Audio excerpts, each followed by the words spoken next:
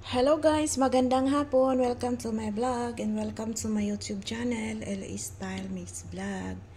So ito ngayon guys, nagluto ako ng pansit. Kasi pinatikim ko sa kanila yung lutong Pinoy na pansit. Magluto naman si Madam pero ganyan din naman style niya pero iba yung lasa. So yan. And yun yung ito ngayon yung kainin namin.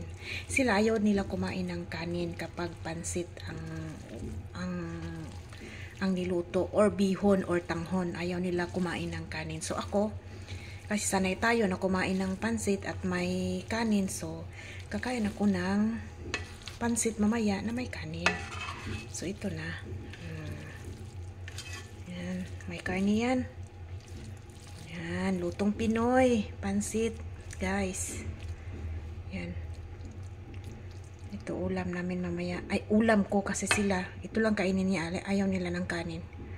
Kaya nagluto ako. Kahit kainit. Gusto ko tumikim eh. Kaya nagluto ako ng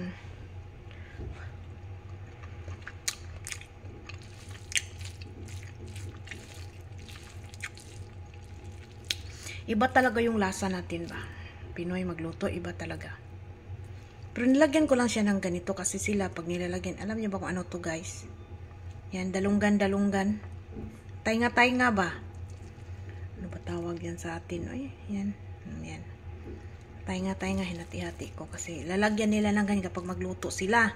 Tapos may dry mushroom din, lalagyan din nila ito, dry mushroom to.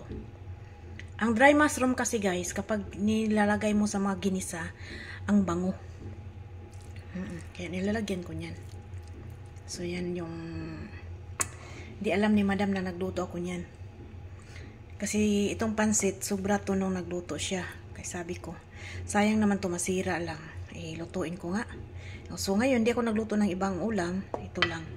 Kasi yan lang kainin nila mamaya. At ako, kakain ako ng yan. Tapos lalagyan ko ng ano, yung kanin. Kasi nasanay tayong kumain ng pansit na may kanin. So yan, ulam namin mamaya.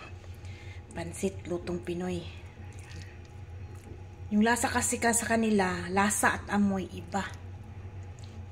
Sa mga Chinese, yung sa mga bihon, tanghon, pansit, ganito. Yung pansit nila dito guys, hindi maalat. Bakit ang pansit sa Pinas maalat? Sa kanila hindi. Walang lasa.